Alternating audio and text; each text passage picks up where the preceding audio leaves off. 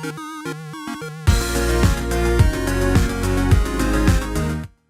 there, this is Coffee Hound Retro Sharker, and welcome back to Nostalgic Nibbles.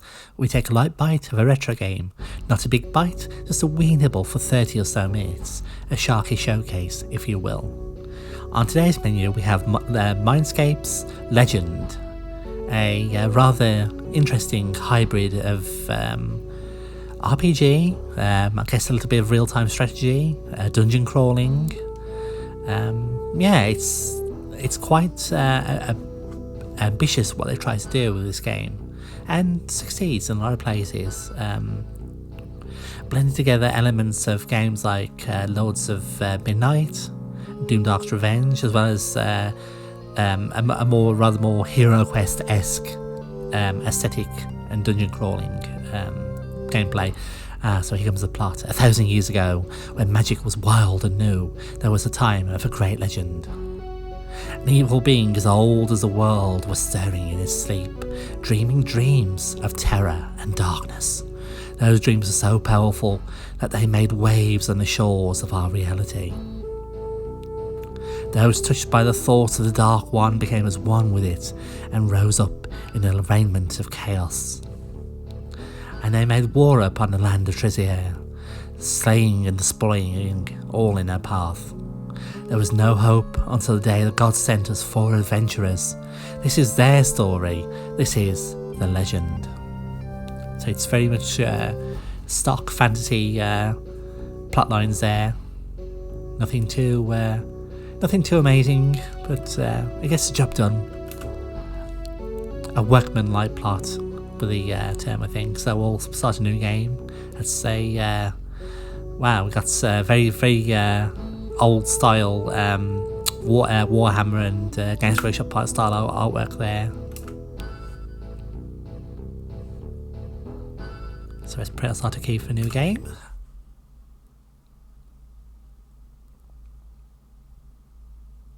We load away. I hope you're having a fine and relaxing weekend. As for those who are working, I hope it passes quickly and stress-free for you. One of my cats, as he's looking at me curiously. So here we go into character creation. Now this is an interesting system here. We got some very standard D&D-esque and stats here. It's attack and defense and AC. This is Caesar Mantric of Smallhost. Strength, dexterity, speed, intelligence, con, and luck. Now what's interesting in this system here is that you don't actually directly manipulate the stats. If you want to change there, you change them via picking elements, and each element has characteristics linked to it, with some increasing and some decreasing in turn. We've got some other options here. We can do next character, we can rename our character, we can change the gender. Yeah, well, I think we'll have a female barbarian. Oops. Not yet. We'll go to rename, common name. Oops. We'll call it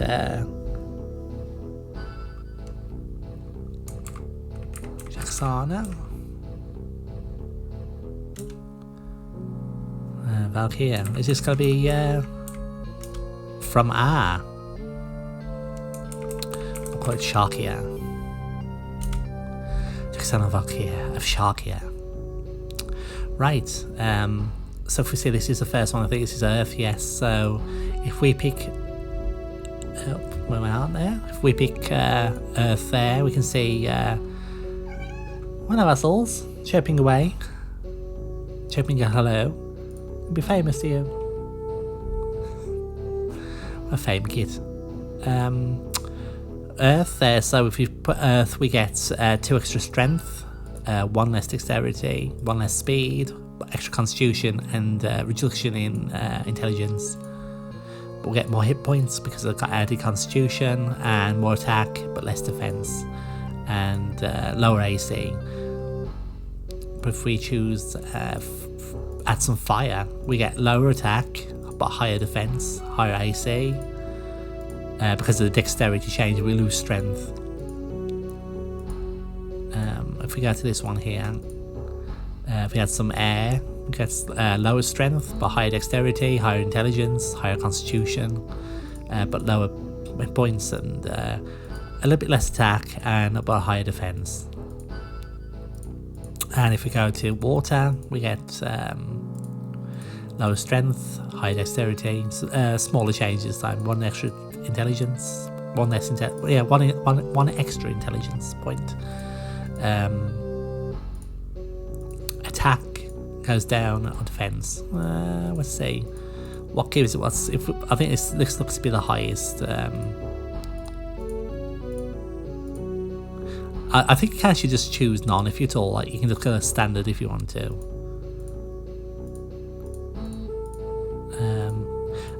This seems like a good balance actually. If we go fire, earth and water, we get only one less defense, one extra dexterity. We lose some hit points, but we gain quite a lot of defense. We don't lose that much attack either. I think we'll go with that one there. As our troubadour, yes, the amazing bard. This is standard is Tanar Rosecarl of Pongbarn. I believe these are named all after the settlements on the map you'll soon see. You know what, we'll leave you as you are, I think. Actually no, we'll go to there.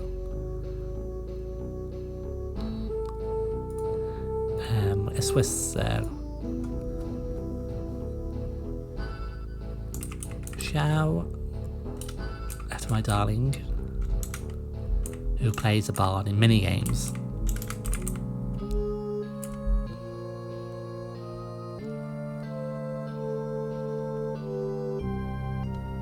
Yep, and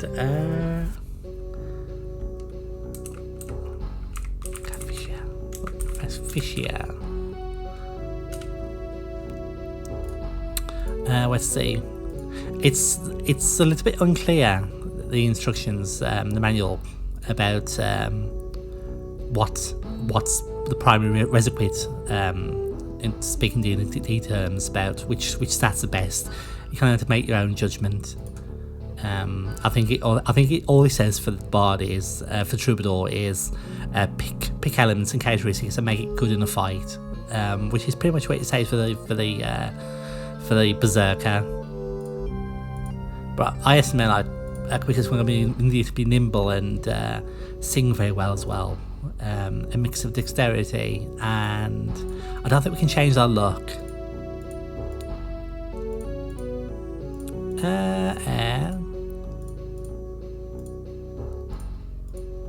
Okay, I think air might be a good choice. Let's see, compare that. Ooh. That's a good mix look.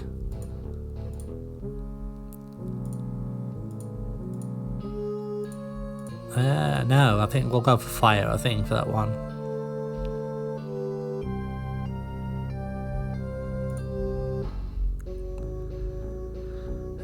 Yeah, having gender options for all characters is very welcome. Let's see, Tai Chang, Crane of Yin. 34, let's see, go for you. I think we're going to leave you as you are for the purposes playthrough. Well, nibbling too. But I have a feeling this will be a double episode, I think. We'll see though.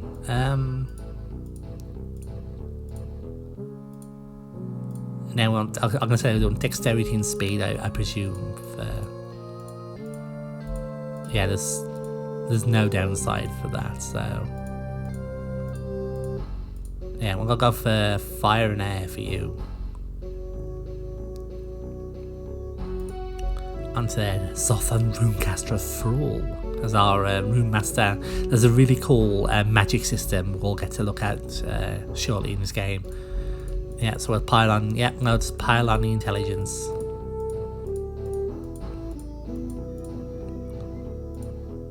I think I saw one I gave. You know what? one point of... No, we'll stick to air for you, so we'll go for that, and we'll hit OK and begin our adventure.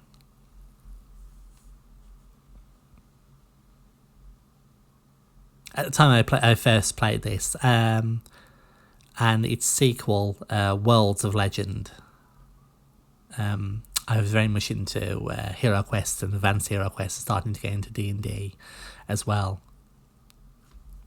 So this was like a wonderful game to play. We switch disc.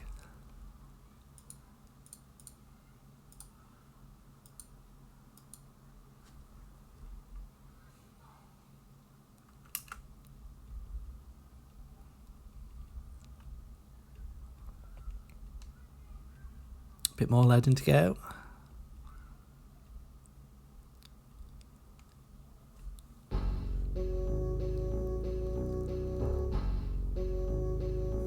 Wraparound cursor, which takes a little bit of use to get used to.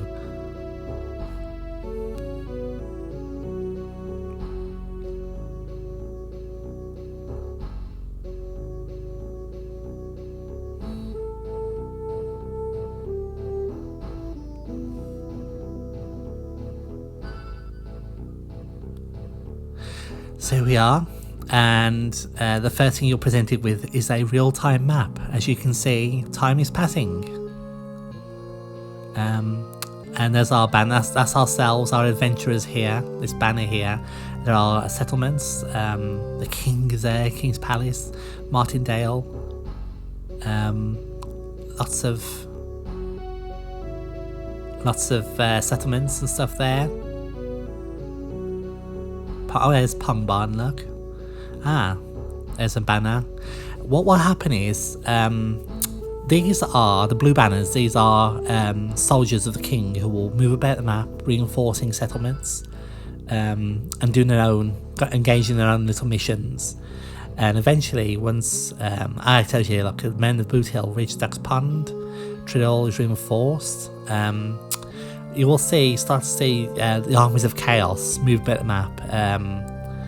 At the start of the game, we speak of the devil. These are the ones here. So this is the opposing force, the monsters and the armies of darkness. As you can see, they're moving about as they will, attacking settlements and doing their own missions as well. This is what I talked about when I mentioned the influences of things like Lords of Midnight, where you got a sense of being in a world, or living world, where armies moved and characters did their own thing. And so we can see there's another settlement there, we got heavily reinforced. We ourselves, you can run into these armies here and engage them yourself, but as you can imagine, right at the start of the game, that is not a good idea, because it's literally dozens and dozens of enemies you have to fight off at once. We are just four lowly adventurers out to seek our fortune and fame in this world of conflict. Let's go and speak to the king. Maybe we can offer our services to the king. So it's move there. See, look, one of the towns. See, got a little red thing, enemy occupied there, but another enemy there, another army, is come to try and. So the men of Bebs pass and repulsed, and trying to besiege this settlement back. So we're going to speak to the king now. Maybe we can offer our services. No one may approach the king without proper permit. Get thee gone. Well, I guess we are like no-name adventurers right now. Fine, but we'll take ourselves. Well, like any good adventurer, let's go to the nearest big town here, which is Treehole, and let's go and see, and moosh around, see what news there are in the taverns. Any adventuring. I believe there's an adventurers guild here.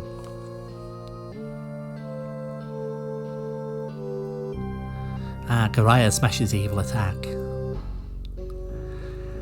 There we are, in a rather very awesome looking town with tall towers.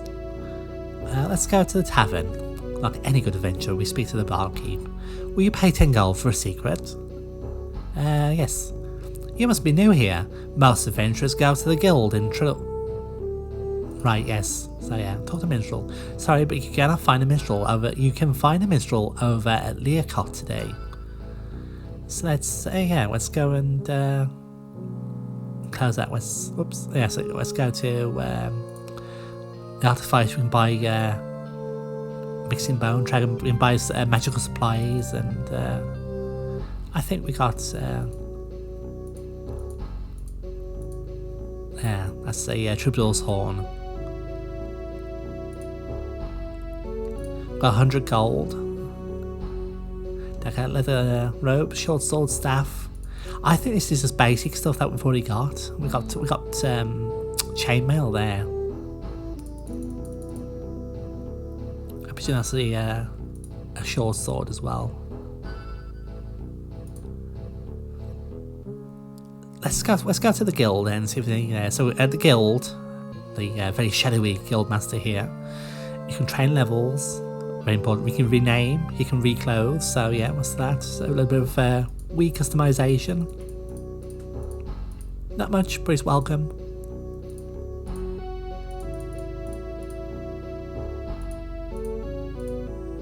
Let's put ourselves in green, and yep, you're in red.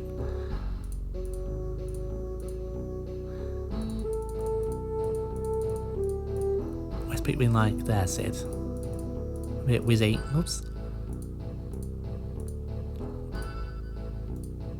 Red and green. Ah, looks very wizard-like. Yes. Oops. Let's go back to the guild again. And this is what's recommended in the instruction manual as well. Is to enter the cellar. This is basically a tutorial dungeon where we get to see the if you like, the meat of the game, which is dungeon crawling exploration.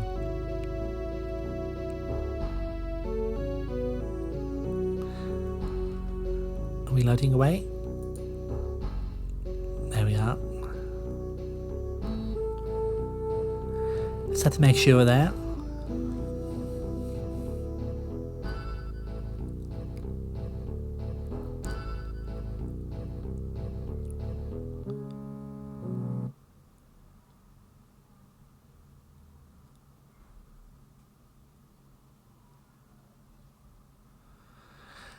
So here's our view of the dungeon. As you can see, it's very, very Hero West-ish. It also reminds me of a sequel of a computer-only sequel to Hero West called Legacy of Sorasil. And this is very similar to this. So we've got direct control of our characters here. It's very quiet in this dungeon. As you can see, each of our characters here have got a signature ability, which is Berserker. It's got Berserker range, fittingly enough. Bardish melody, so we can have. What's cool about this is there's different songs, and each song has a different ability. Right now, at the start, we only know March of the Bold ones, which gives us some attack bonuses. But it's a lovely touch to have like troubadours have their own different songs. Very, very true to Bard, like true to the character. Hide in shadow and cast spell. Now this, you see, we've got no spells here, but that's because we need to mix our own spells. And this is a very, very cool system. And it's the first one I can remember actually playing, which had this kind of system where you can make your own spells. As you can see, like there's a very cool UI for this alchemic style one. So there's Wing of Bat, Brimstone. These are all our spell components. Crystal, Hedgehog Venom, Dragon Tooth, Nightshade, and Phoenix Claw. Now what we got there, so we got a list of spells in use. We've got banks of spells there, which you can have slotted. These are the spells we know right away. Missile, damage, healing. What we need to do is combine spell elements into and then form whole spells. So if we want to do like a classic magic missile, we need to mix missile and damage. If we want to do like a touch heal, we can just mix healing. But if we want to do a ranged heal, we add missile and healing. you can also, if you want to as well, you can just really see a bit mixed missile damage and healing. So the poor soul you cast it at takes some damage, but then gets healed a bit. What we'll do now though is we'll look at again. Let's see missiles. So we're on a missile. We need to go pick the rune, and then we pick the associated component and mix it.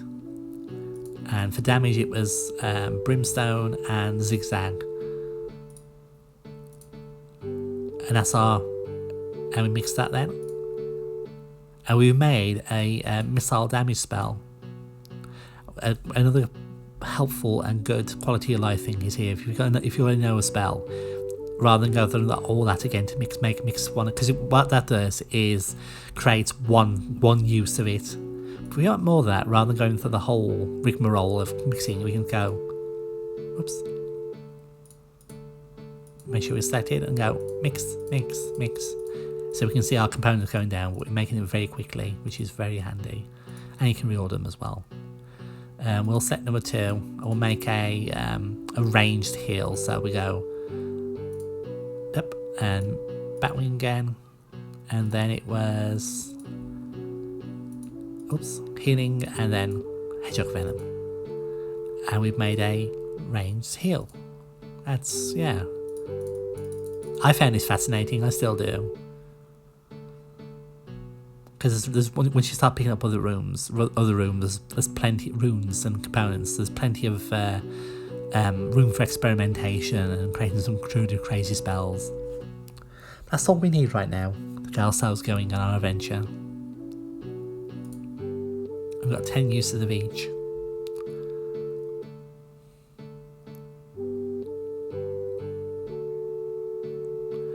So if I just do a test cast, we do cast spell, and then we pick the target. And there are like environment puzzles that require use of spells on certain squares. So that's where it comes useful as well as combat. So let's examine our surroundings here. So we go to there. It's the one flaw I will say with this system is it's especially in confined areas, your characters tend to get jumbled together and they get stuck trying to reorder themselves. So the character AI is better than you'd expect to be on a game like this, but it just get a bit confused and jumbled up sometimes. So prove worthy in this little task, and you shall be grandly rewarded. NR. Let's have a look at this clock. Oh, there's a treasure in the clock. Oh, a scroll M. I believe that's a area effect one.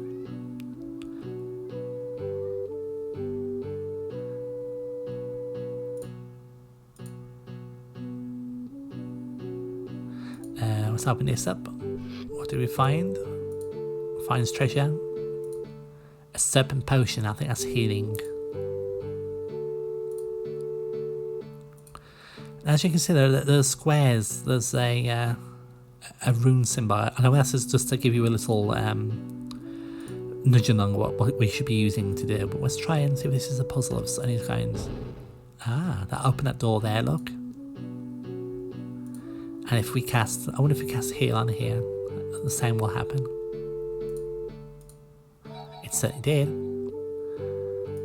What about this door here? I wonder if this one will be locked. Can we open this door? It's locked with a crystal key. Let's get our barbarian. And we'll lead the way. See, the character helpfully moved out of the way there. Finds treasure. A leather buckler. Aha. There's our cute little little draggy there, making our map for us. We've already got a leather buckler, but worth selling. So that's not too bad.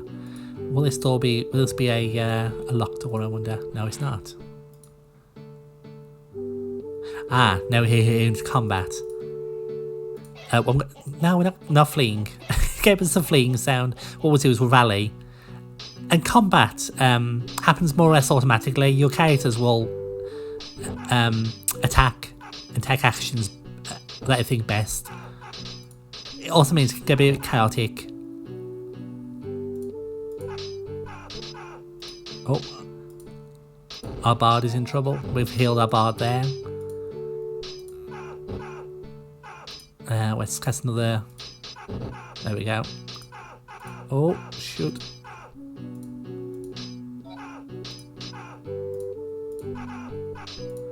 Let's get our bard away from this.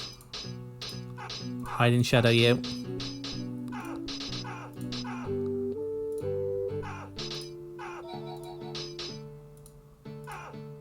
There we go. So you need to be on your.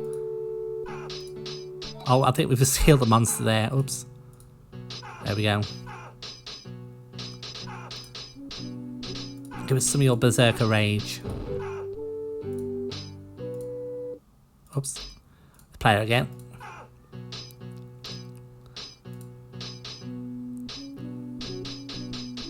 Way. And you can get stats. You got stats and damage stats there.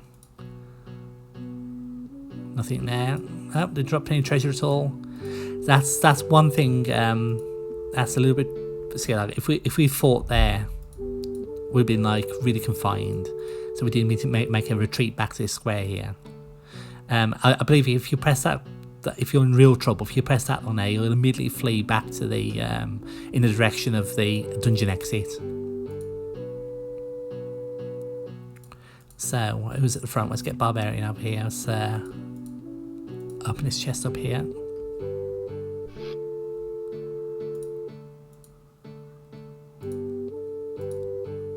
An empty chest. Actually, no. You can come here. 'Cause, you can go there. No treasure. Okay. Looks like we're going to come round here then.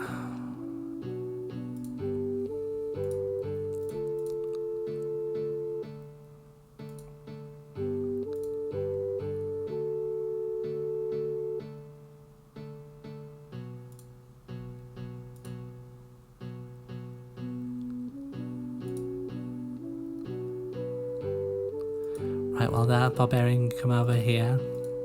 Jaxana. Finds no treasures. Nothing. Oh. I'm glad you can see Tai Chang. Nothing there. I'll move on to the next room. Let's move everyone here.